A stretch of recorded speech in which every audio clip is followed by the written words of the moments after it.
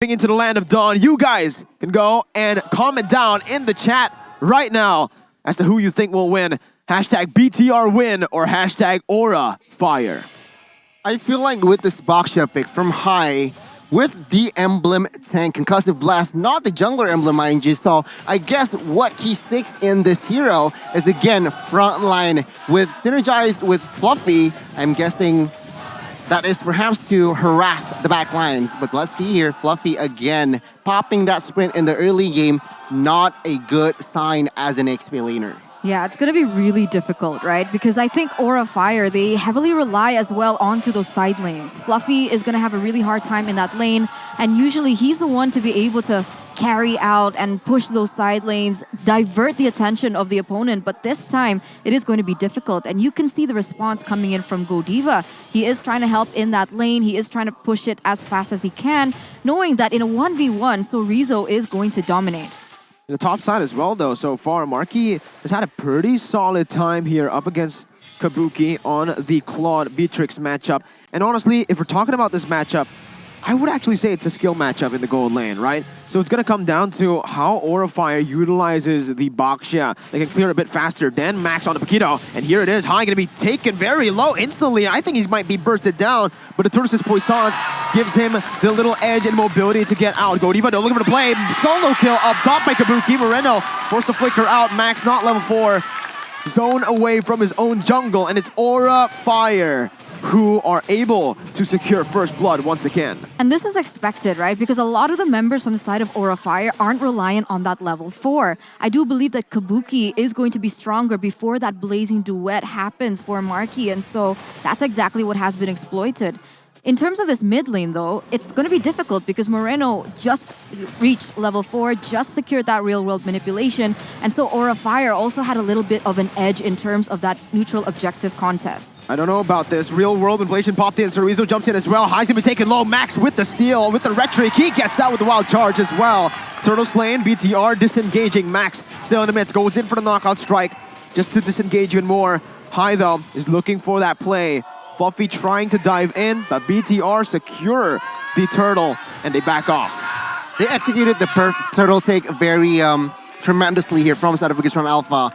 They were the ones who are a little bit late on rotation, but they are the ones who managed to secure that one. Top side, though, now that's going to be the main agenda here for side of Bigatron. Realizing that Marky has been taken down once, I'm quite sure now they need to feed Marky. DHS Golden Staff should be done here in minute number 7. So I feel like Aura Fire also needs to respond to pressure the gold lane. Let's see. What we're seeing on screen is an exact reflection of what we saw in that team head-to-head, right? Aura Fire leading in kills, Bigatron Alpha leading in objectives. And this has got to be centered as well on the fact of Max's immaculate retribution game that I don't feel that High can actually contest. But as you can see here, the talents prediction by Axe. Me and Omwawa alone here on the English and Indo desk, respectively, as I'm in a Bigatron sandwich. Oh, bottom side though, Fluffy gonna be taken down here. Max using the kill. Pressure, wait, Max is gonna get taken down. Max, a misplay by Max down below. As that was definitely a miscoordination. Sorizo was supposed to tank that one. Aura Fire getting a very good trade down below based on a mistake from BTR. Seems like once again here, Bigatron tries still keeping the pressure again. Like I said, we expect them, both teams to... Oh my god! Key with the wild charge, and he'll get the chain coming in! Cold Alter pop, but he's gonna lose all of his HP to the blazing duet. Marky picks up the kill. High, looking for the shield unity. Jumps in onto Key. Imperial's Bastion popped in as well. Marky gonna be dove there, but has the battle mirror image to get out. High still able to dash, well, to back off as well with the Tortoise's Poissons. And BTR have secured that gold lead, turning it back. But it's only a very small one that can be turned around by Aura. Very good objective control here and conversion from BTR. Be aware of Key's playmaking ability, and that's exactly what he did. He was able to get a pick on that top side, create a distraction for Aura Fire. Meanwhile, Bigatron Alpha, they're also able to secure another objective on the board. Here in the 5th minute, we do have a little bit more time to dive into the emblems, Bunny. I gotta say, nothing too significant here. Paquito with that killing spree, I feel like he wants some movement speed and he goes for that as well. two talents, but take a look at Key here. Popping that ultimate for defense, I guess Aura Fire, again, the commitment doesn't come to fruition. Now let's talk about the items here. Item-wise, still like place here for Claude, respecting Kabuki's Beatrix again, but after that Golden Staff, expect Marky to join more team fights to create more chances here in the top side. Again, Paquito, Hunter Strike, the damage is definitely there. Aura Fire, they need something they need to find a kill, perhaps on towards Marky to somehow negate or delay that power spike. I'm actually quite curious, right? Because face value, oh, but wait a minute. Here, so Rizzo caught in a 2v1 situation. Oh, he's not going to be able to survive this one. Gets out, dashing in. Key with the wild charge, buying some time. But in the end, it is going to be Rizzo picked off. Key now caught. Use that flicker, use that wild charge. He has nowhere to go. It's a double kill for High as Aura Fire are able to take that gold lead back into their hands. Real world manipulation popped in that bottom side. They're looking for a trade. BTR with a 200 gold lead left in their pockets. Max, though, still gonna just back up, not really wanting to go for that. Kabuki looking for that siege in the mid lane as Marky jumps in with the Blazing Duet, dealing a whole lot of damage, clearing out the waves in the process as well. Both teams disengaging once again, and it is still an equal game. Wow, super close here. But while that was happening, Aura Fire was able to push that turret in the top side as well. You can see here in the bottom side, Fluffy already able to get Max a little bit low. And actually, that is a really good setup for them to able to get this turtle. Yeah, Max is nowhere near this fight. High's gonna be able to pick that up for free. No contest from BTR. And Aura Fire are finally on the board in turtle takes here. Taking it, securing it. Presented to you by Samsung Galaxy A series. Max is clearing out the waves. BTR able to find a little bit back here in the trade down below. Again, Bigatron Alpha playing this rather well, but I gotta say, Aura Fire, actually, they have hold their ground for 7 minutes very, very well as well. Kabuki here collecting 1 kill on towards Marky. That is proven critical. Why? You can see here, top lane, turret has been taken down. Meanwhile, gotta say, High on that concussive blast, I was kind of doubting his decision, but with the 200 stat, it seems like it's okay for now. High with the shield immunity cancelled out by Key here. Barrier popped in as well. Everything popped in, but look at the cult altar perfectly placed once again, but it's going to be bursted down by the real world manipulation. Everyone melting, but it's actually going to be Rizzo gets taken down first. No kills on the board for BTR. Meanwhile, Aura down below. They get the turret as well. BTR struggling in this game with the shield immunity connecting and Fluffy picking up the kill. 1.2k gold lead, and Aura Fire are converting everywhere on the map. Turret in the mid side, turret in the bottom side as well, as now Bigatron Alpha, they're the ones kind of scrambling in terms of this initiation. It seems like they took the fight without Max, and the damage just really wasn't there, especially as Facehugger was present in that team fight with the Cult Altar. Additional sustain for the members of Aura Fire, and in return, Bigatron Alpha were the ones to lose a member instead. Aura Fire almost leading with a 2,000 gold lead, as now they are preparing to get this next objective in that Lord. And interestingly enough, here Kabuki already has that Wind of Nature. So what does this mean for us here, Gonny? I guess he wants more security, especially against Marky. Paquito won't be bursted down when you have that Wind of Nature, but also keep in mind that, oh, there's a fight.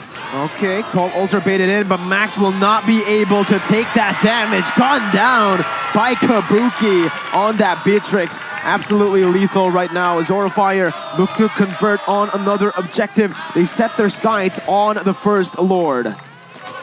We'll see here again. I guess Aura Fire with a 2,000 gold lead here. It's gonna be crazy, but what they should be aware of is, again, Marky. Baxia, after a Golden Staff and DHS, it's gonna melt, especially because from Alpha, they are building towards that dominance ice.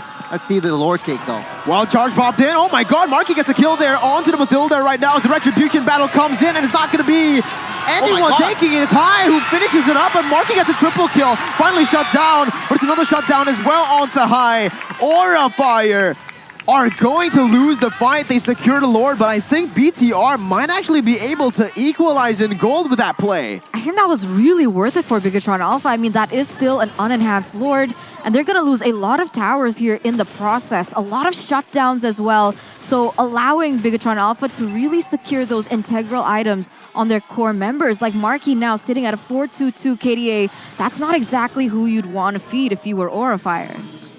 Well, let's see here again. I feel like with that triple kill, Marky already secured the 2 items needed. So Aura Fire, especially Fluffy, High, and as well as Godiva, who is building tank, they're gonna be careful. They can't be obnoxious like topside here. They can't overextend because High is gonna be melted down just like that, even without Marky. Yeah. There you go, bottom side as well though. Godiva is forced to flicker out. The barrier is perfectly placed. Godiva's going to be collapsed on by Marky and Key. That's the Marky combo that we expected. And Aura Fire, once again, even with the Lord, aren't able to get a turret on the board. Just a tier 2 down below for now. BTR looking to punish now though, up top already. So Rizzo, whoa, jumping in aggressively. BTR with a concealed play. Fluffy should back off of this one. They should just give it over to BTR. That's exactly what they do. Don't need to get too aggressive. It feels like at this point, Aura Fire really is in the mercy of Sorizo, right? Because what Aura Fire wants to do with their composition is either High or Fluffy goes to the side lanes and tries to alleviate the pressure for Aura Fire to make a play on the other side of the map. But every time they go for this, if Sorizo is present, whatever tankiness that they had that built their confidence to be able to rotate like that is instantly taken away. Like we saw how High was instantly obliterated from the damage that was dealt. And it's very difficult. I mean, Sorizo damage dealt already top 3 there. Yeah, one of the reasons also is because Sorizo built that dominance ice. Again, High, his power, this box share power will definitely be negated by that item as well. So Bigatron Alpha here playing it rather safely, even though our Fire gets the Lord. But take a look at the gold.